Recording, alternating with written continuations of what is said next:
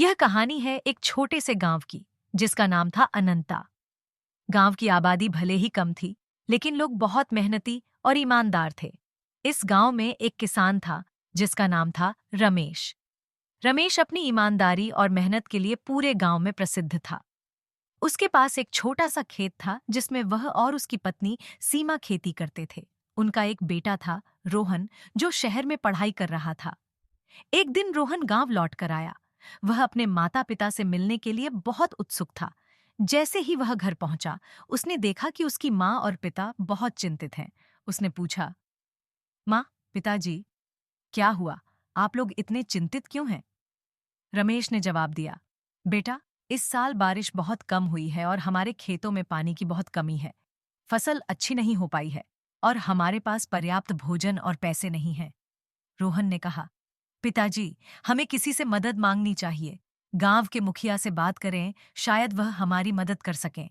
रमेश ने कहा, बेटा, मैंने उनसे पहले ही बात की है, लेकिन गांव के सभी किसान इस समस्या से जूझ रहे हैं।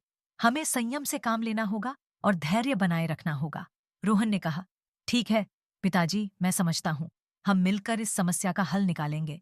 अगले दिन रोहन ने गांव के सभी युवाओं को इकट्ठा किया और उन्हें खेतों में पानी लाने के लिए एक योजना बनाई। उन्होंने पास के नदी से खेतों तक नहर बनाने का निर्णय लिया। सभी गांव वाले मिलकर इस योजना को सफल बनाने में जुट गए। कई दिन और रात की मेहनत के बाद अंत में नहर बन गई और खेतों में पानी आना शुरू हो गया। फसलें फिर से हरी भरी हो गईं और गांव वालों का चेहरा खिल उठा। रोहन ने अपने पिता से कहा, पिताजी, हमें संयम का महत्व समझ में आया। यदि हम धैर्य और संयम नहीं रखते, तो शायद हम यह योजना सफल नहीं कर पाते।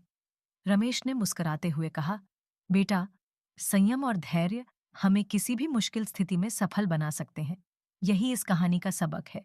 इस प्रकार गांव के लोग संयम और धैर्य का महत्व समझ गए और उन्हें इस बात का एहसास हुआ कि मुश्किल समय में भी संयम बनाए रखना ही सबसे महत्वपूर्ण है। यह कहानी हमें सिखाती है कि जीवन में किसी भी कठिनाई का सामना करने के लिए संयम और धैर्य का होना अत्यंत आवश्यक है।